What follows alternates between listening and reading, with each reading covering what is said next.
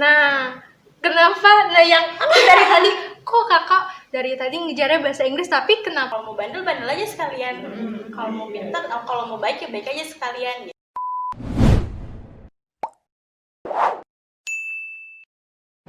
Selamat datang di Kacang Kawan Bincang.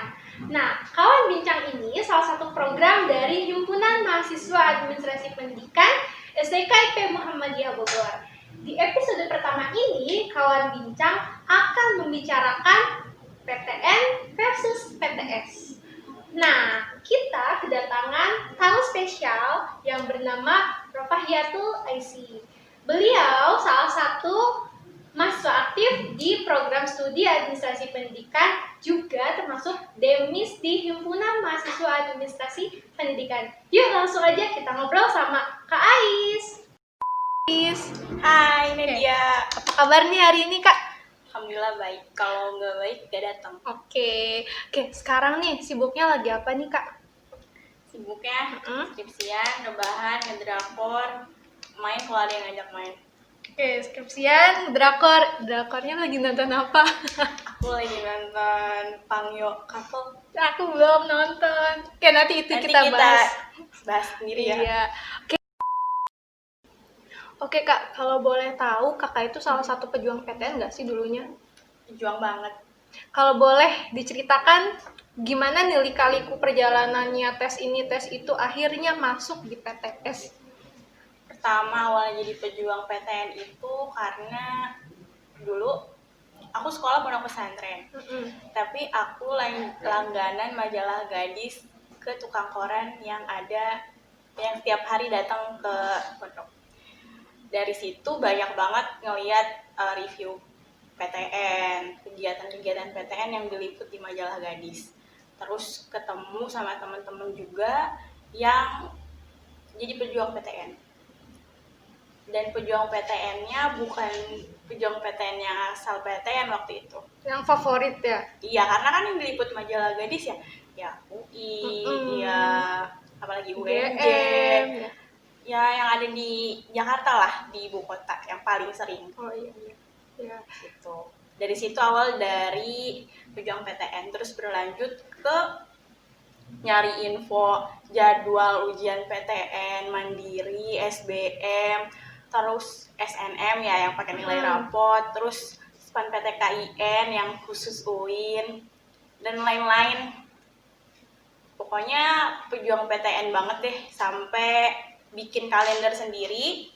Setiap bulan dikasih stabilo untuk ada jadwal mulai dari registrasi, pendaftaran, sampai pelaksanaan. Terus ada juga yang beliin buku SBM yang tebalnya begitu. Iya, yang tebal banget.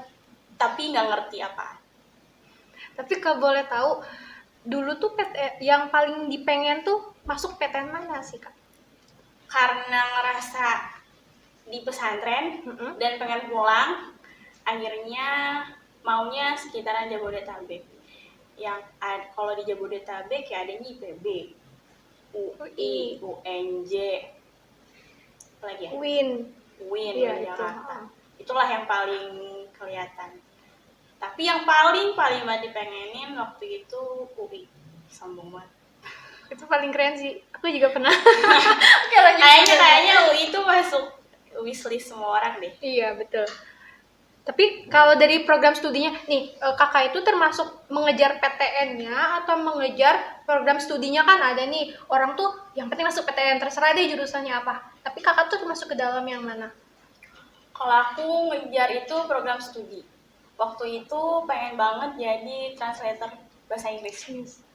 Sampai nyari program studi bahasa Inggris yang paling bagus gitu.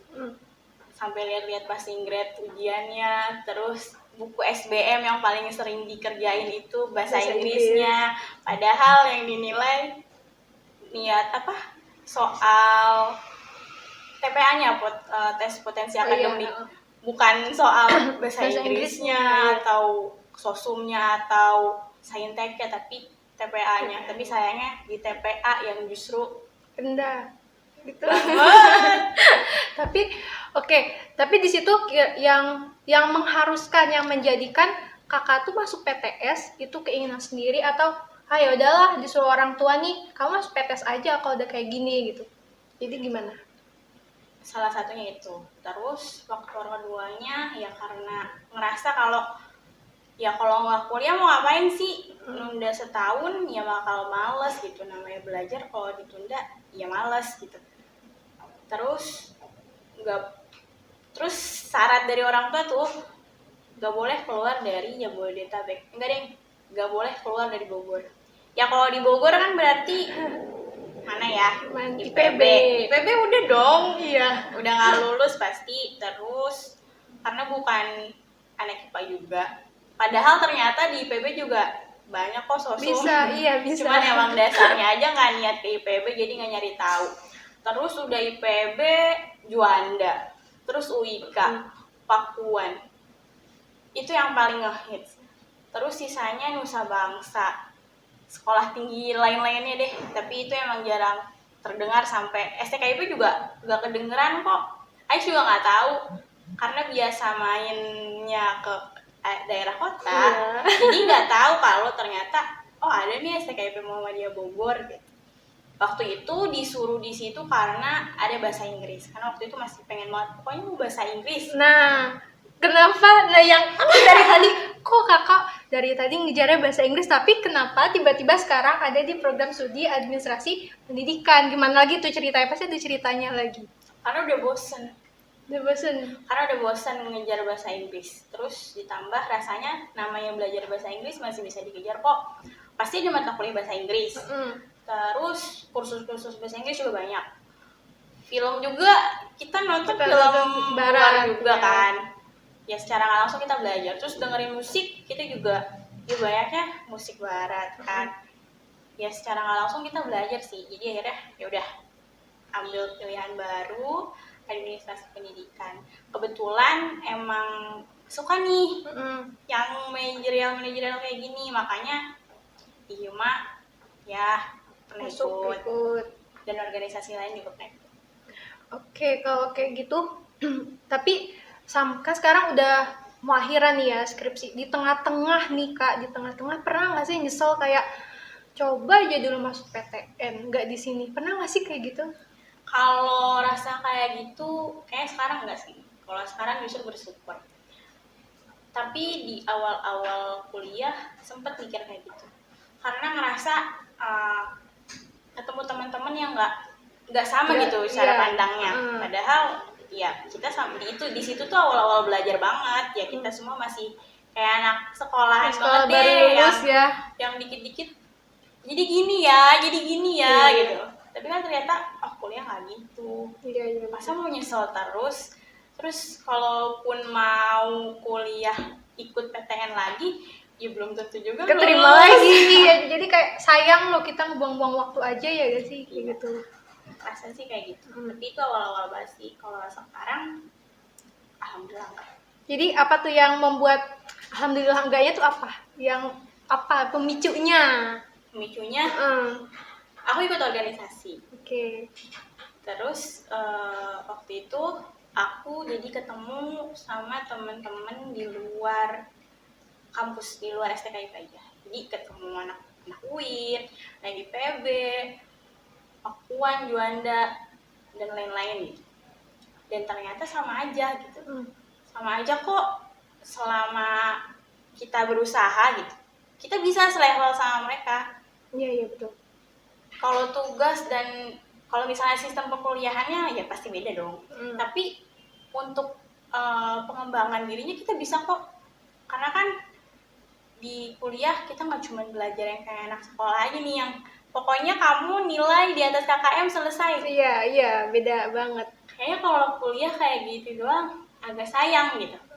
Jadi akhirnya pengembangan diri keluar, ikut organisasi sampai ikut Hima, kenal sama teman-teman UPI yang ternyata kiblat pendidikan tuh ke situ, dan gak kepikiran dulu kenapa gak ke UPI. Karena itu di luar Jabodetabek. Iya kan? Itu di luar Jabodetabek.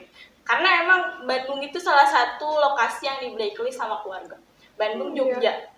Itu tuh di blacklist, padahal kita tahu ya dua-duanya tuh. Tapi Bandung tuh keren banget sih. Ya jadi teman Bandung ya. oke, lanjut. Iya, jadi kayak gitu. Sekarang sih nggak nyesel. Kalau misalnya nih sekarang nih mumpung lagi skripsi, tapi menurut kakak sendiri PTN atau PTS itu dia apa, apa sih kayak parameter kesuksesannya itu ini nggak sih, berpengaruh nggak sih? Kalau ini nggak Kalau bisa jawab ya, kesuksesan. karena bukan ahlinya. Kalau menurut Dan kakak sendiri gitu. ngerasa gimana ya? Dan masih juga sih nyari sebenarnya sukses yang sebenarnya tuh kayak gimana gitu. Iya. Karena kayaknya sukses tuh nggak bisa dijadiin satu hal yang sesuai dengan subjek gitu. Kayak misalnya kita ngelihat satu tokoh yang oh dia sukses secara misalnya pendidikannya dia tinggi, terus ekonominya dia cukup, lebih malah keluarganya bahagia dan lain sebagainya. Jadi kayaknya untuk bilang sukses atau enggak karena PTN PTS belum tahu ya, karena masih lulus kuliah aja belum deh gitu, belum bisa ngeramal diri kalau bakal sukses. Tapi yang pasti selama ini puas sih kuliah di PTS puas, karena puas ngerasa oh banyak hal yang dicapai gitu. Yang didapat. Bahkan kalau diskusi sama teman-teman gitu, cerita-cerita kuliah di sini gimana, kuliah di sana gimana, ternyata pengalaman tuh banyaknya di PTS. Selain emang mungkin jam kuliahnya agak longgar gitu ya, dan bisa main sana sini gitu. Dan itu ternyata yang jadi hal berbeda gitu. Kayak waktu itu pernah ada teman cerita, kok lu dikit-dikit keluar kota, kok dikit-dikit kesini, kok dikit-dikit ke situ, kok lu bisa kenal sama anak universitas ini? Ya gimana ya, kita belajarnya bukan cuma di kelas, sombong banget. Tapi emang kayak gitu gitu. Ya keluar, ya udah, berarti kita juga kenalan, cari relasi, kita juga belajar hal lain. Jadi untuk parameter sukses atau enggak, kayaknya balik lagi ke diri kita sendiri. Cuman mungkin sebagian HRD gitu ya, sering pernah juga sih baca, emang ternyata sebagian ngelihatnya ya dari lulusannya, dari tempat kita belajarnya itu gitu. Kayak gini, kalau waktu itu di Twitter aku sempat baca ya, jadi yang HRD lihat itu sama kayak guru lihat, siswa yang paling bandel, siswa yang paling menonjol. Ya. Jadi yang nggak dilihat itu adalah siswa yang standar. Biasa-biasa aja. Ya berarti kita harus jadi salah dari dua itu dong. Ya, tapi jangan sampai sih kita jadi yang paling bandel, paling buruk gitu kan. Sedih juga kita dilabelin kayak gitu. Ya jadi ya semuanya di diri kita kuncinya. Oke, berarti yang aku dapat nih dari kakak tadi, berarti teman sama organisasi itu berpengaruh terhadap proses kita ya. Kan tadi kan kata kakak kan di awal, wah nggak dapat nih temen yang satu sepemikiran, tapi ternyata ketika berorganisasi ketemu teman-teman lain yang sepemikiran, jadi mempengaruhi gitu pola pikir kita, gitu ya yang kakak dapat. Iya, aku pengen ngutip sedikit ya dari novel yang pernah aku baca. Jadi gini, merubah cara pandang itu sama dengan merubah dunia. Jadi kalau kita ngelihatnya A itu cuman A kapital, nggak bisa ada A kecil, ya kita bakal kayak gitu terus gitu. Padahal alfabet aja ada dua pilihan, ada A besar sama A kecil. Jadi cara pandang sih yang merubah kita. Mau sekolah dimanapun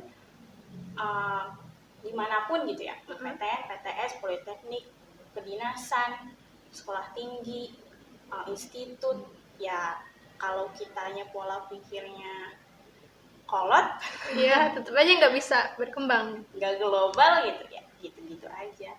Kayak PD Bayi kan pernah bilang, apapun alma matermu, semuanya tergantung kan. Iya banget. Enggak, aku fansnya ayah PD Bayi. Iya. Nah, kalau misalnya nih kakak dikasih waktu untuk mengulang waktu nih ceritanya ya, kita mengulang waktu, kira-kira tetap mau berjuang di PTN atau ya udah deh langsung aja nih masuk PTS gitu. Kalau disuruh ngulang, kalau ngulang waktu nih ceritanya ngulang waktu gimana? Belum tentu sih ya, tergantung keadaan saat itu sih. Nggak, tiap kita punya cita-cita masing-masing ya. Dan cita-citanya itu ya tergantung sih. Dari cita-cita itu kita mau yang PTN, PTS, atau kerja sekalipun, atau nikah sekalipun, ya itu tergantung cita-cita kita. Jadi kalau misalnya aku ngulang atau bahasa drakor, kita reinkarnasi, kita hidup lagi, aku bakal cari tahu dulu sih kapasitas aku apa, segimana, terus passion aku apa. Jadi nggak ngerasa nyesel gitu. Oh iya betul. Iya sih betul, setuju juga. Jadi kayak kan karena dari awal itu kita ngerasa arogan, sombong gitu loh terhadap wah bisa nih masuk ini, masa ya gak bisa gitu kan. Tapi kayak kita karena nggak mengukur diri dan mengulang waktu jadi ingin memperbaiki gitu ya. Nah tapi kalau sekarang kira-kira kan kakak pencapaiannya lumayan lah di kampus ini kan, udah masuk aktif di organisasi iya, di prodi iya, tapi untuk kedepannya goals kakak itu apa yang ingin dicapai? Goalsnya apa? Sebenarnya aku orangnya nggak yang muluk-muluk ya, kayak punya cita-cita jauh gitu. Enggak, cuman yang masuk selalu dalam list kehidupan aku tuh aku lanjut pendidikan. Oke, berarti S2 ya? Lanjut pendidikan kayak S2, S3 gitu. Itu sih yang selalu masuk dalam wishlist. Oke, kita aminin ya, amin. Semoga ya. Iya, amin. Masuk wishlist tuh itu. Terus ya pastinya aku bermanfaat buat orang sih. Termasuk buat prodi, buat Hima. Makanya aku ngeyain. Oke, kita terus-terusan kontribusi. Dimintain buat isi jadi podcast. Ya episode pertama lagi. Iya dong, perdana dong. Karena ya itu ngerasa kalau misalnya ada yang butuh, kenapa enggak? Aku juga bakal butuh orang lain suatu saat. Oke, ini banget sih. Begitu goalsnya berarti ya. Kalau misalnya aku minta pesan nih, kan sekarang maba ini udah masuk ya. Kalau di PTN dia udah masuk 2-3 bulan, kalau di PTS kan sekitar 1-2 bulanan. Kira-kira pesan kakak untuk para maba yang sekiranya sekarang masih merasakan nyesel nih masuk PTS atau kayak masih ragu nih PTS yang dia duduki sekarang, pesannya apa untuk para maba? Jangan nanggung. Nah, nanggung nih. Oh, bukan nanggung itu ya. Jangan nanggung. Kalau misalnya emang udah putusin di situ, ya udah terima apapun itu dan hadapi gitu. Tapi kalau misalnya emang ngerasa udah nggak sanggup, ya udah keluar aja. Begitu. Kayak kita kalau di sekolah, ya jangan nanggung. Kalau mau bandel aja sekalian. Kalau mau pintar, kalau mau baik ya baik aja sekalian gitu. Tapi bandelnya bandel yang harus ada kelebihannya sih yang pasti. Jadi jangan nanggung gitu. Makanya mungkin kalau bahasanya kita aktif, totalitas ya. Totalitas, iya betul. Tapi di sini jangan nanggung gitu. Emang sih rasanya kalau misalnya nanggung tuh kayak kita tuh selalu cari aman. Kayak di zona nyaman gitu ya, jadi kayak kita nggak mau kena masalah, nggak mau juga kayak melakukan suatu hal yang besar gitu, jadi kayak setengah-tengah nih, iya gak sih? Sebagian orang emang mikirnya gitu ya, ayo dong break the rules gitu, jangan ngikutin rutinitas segala macam, tapi ya nggak masalah sih sebenarnya kalau kita punya rutinitas, tapi tetap harus ada capaian-capaian di luar dari rutinitas itu. Jadi kita tuh ngerasa oh kita tuh berharga dengan kita menghasilkan hal lain selain rutinitas yang kita rasain, yang kita laksanain setiap hari. Jadi jangan nanggung. Tuh pesannya, jangan nanggung, jangan setengah-setengah. Jadi kalau mau kiri-kiri, kanan jangan dia di tengah, nanti ketabrak. Itu istilahnya ya. Iya, kalau di jalanan kayak gitu. Jalanan. Kecuali mau cari mati. Iya betul. Oke, mungkin aku sebenarnya nggak mau mengakhiri percakapan ini. Kayaknya kalau dilanjut ini nggak akan selesai karena. Jangan bohong kamu. Karena kayak perjalanan hidup tuh gak ada ujungnya selama kita hidup gitu, sampai titik sekarang pasti ada aja ceritanya gitu kan. Terus yuk kayaknya untuk saat ini di episode pertama ini kita akhiri dulu. Kita berpisah dulu tapi tidak berpisah untuk selamanya. Mungkin kita akan panggil lagi kakak di episode berikutnya. Silahkan ditunggu undangannya. Oke kan tadi katanya mau terus berkontribusi kan? Oke. Kita pegang janjinya ya guys. Oke. Tadi udah pesan para maba. Boleh dikasih apa ya? Kira-kira kayak petua atau pesan petua kayak tua banget. Pesan buat para kan tadi kan maba, sekarang mahasiswa di seluruh PTN, PTS yang sedang berproses nih di perkuliahannya. Apa pesannya, Kak? Sama sih, itu sih kayak lebih ke prinsip ya. Kok karena motonya love what you do what you love. Oh my god. Ingat. Langsung dalam. Iya, kalau sekarang lagi ngelakuin apa ya udah cintain aja gitu. Iya. Nanti suatu saat kamu bisa kok ngelaksanain apa yang kamu suka, apa yang kamu cintain, dan hal-hal yang kamu benci malah bisa jadi hal yang kamu cintain. Jadi aku jadi terkenal terus. Oke, kita tutup aja nih Kak. Kita closing ya. Mohon maaf, faktor drakor. Oh iya, nanti aku minta filmnya dong. Iya boleh, ada di laptop. Oke, kita closing aja nih. Mungkin kawan bincang episode pertama ini sudah selesai teman-teman. Bisa di like, comment, dan subscribe channel YouTube kami. Nah, dan juga jangan lupa follow IG kita hima@pen_stkipmb Muhammadiyah Bogor. Kita akhiri kawan bincang episode pertama ini. Stay tune terus ya di channel YouTube kami dan podcast kami. See you next time di Kawan Bincang episode 2.